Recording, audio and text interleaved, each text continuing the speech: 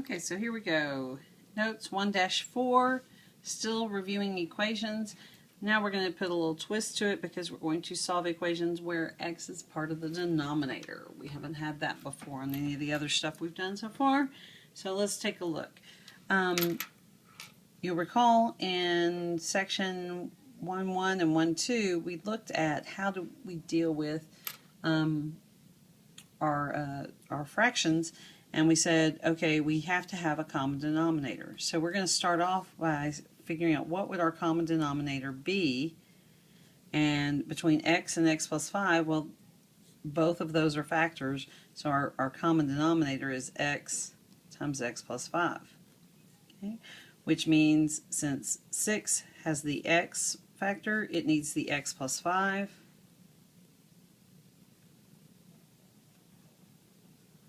Okay.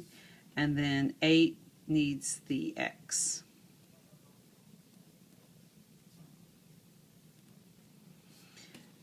And then the 3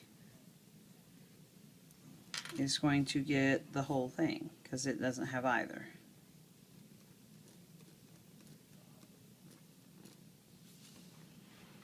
Okay, so what we just did is we said this would be our least common denominator, and we multiplied the entire equation by this.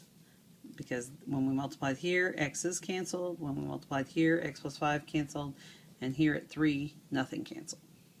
Okay, alright, so now we will distribute.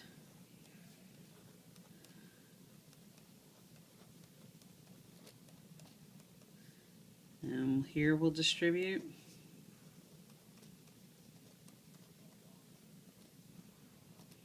Okay, and just like before, we want one side to equal 0. When we have a quadratic, a trinomial, let me back that up. When we have quadratic, cubes to the 4th power, any power other than 1, the first object is to get one side to equal 0. So what I'm going to do is, because I know x squared is the biggest power, I'm going to bring everything over to the x squared. So I'm going to say 0 equals 3x squared plus 15x. And then I'm going to subtract the 6x and the 8x and the 30. Okay, so just everything on the left came over, changed signs because it's the opposite of where it was. Okay, so that's going to simplify to 3x squared plus x minus 30. Okay, and then we're going to use our factoring skills. Okay, first thing I notice is there is no GCF, so I'm going to multiply 3 times 30, I get 90. Okay, which will be 90 times 1. We're going to have to go a little while on our factoring to find a difference of 1. So bear with me here. 2 and 45, 3 and 30. 4 doesn't go into 90. 5 does. Goes 18 times. 6 goes 15 times. We're getting closer. 7 doesn't.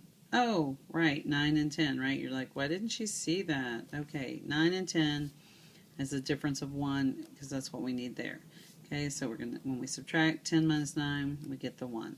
So I'm going to rewrite this as 3x squared plus 10x minus 9x minus 30. Factor by grouping, so they both have an x. These both have a 9. No, sorry, 3. 9 doesn't go into 30.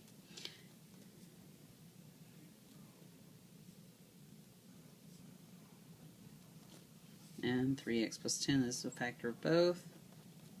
So 3x plus 10 times x minus 3 equals 0. Okay, so 3x plus 10 equals 0, which means x equals negative 10/3, or x minus 3 equals 0, so x equals 3.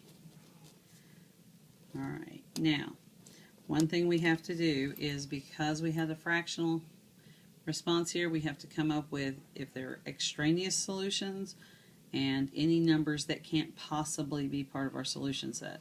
Okay, we cannot divide by 0, so x cannot equal 0, and x cannot equal -5.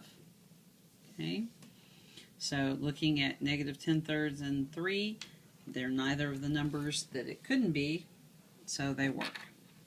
Okay. All right, let's look at number 2. We're looking at on here, and again, x minus 3, x squared minus 9, x plus 3, the least common denominator. Well, x squared minus 9 is x minus 3 times x plus 3, so our least common denominator, we're going to write it as x minus 3, x plus 3. Okay, so we multiply the entire equation times x minus 3 and x plus 3. So when we multiply here, we get x plus 2 times x plus 3.